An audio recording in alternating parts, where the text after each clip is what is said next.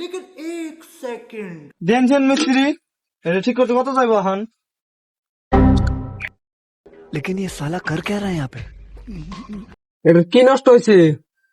High রে এটা সেটা আইনি দেখ পাইন আইনি হলেন মেকানিক এটা গাড়ি আর নিষ্ঠা দেয় না এটা আমি কি করবো দেখুন আইনি দেখুন কি বেমার হয়েছে কোথায় এটার তো ব্লক গেছে গা।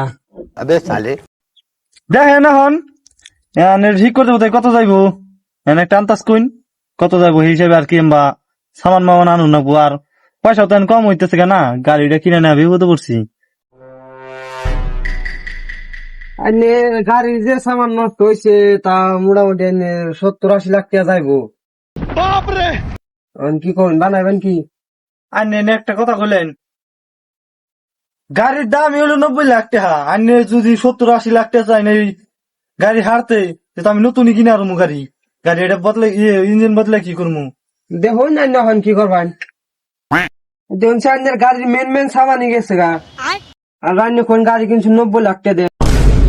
মেন আর সামান অনেক গেছে এখন গাড়ির সামান সব ভালোই রয়েছে খালি ইঞ্জিন ড্রাইভে গেছে। क्या? গাড়ির কন্ডিশন বাই যতই ভালো থাকবে কমসে কম নিচের পক্ষে 60 লাখ তো লাগবে। কি কইন ভাই এনে টেয়া 60 লাখ দিয়ে গাড়ি বানামু টেয়া 2000 দিমু বানাইলে বানাই না বানাইলে ভাগন এন থেকে তোমার এই পক্ষের গাড়ি 2000 টাকা বানাই বানাইবো না। पकड़ ले पहन के लौड़े रुक तेरी बहन ले माता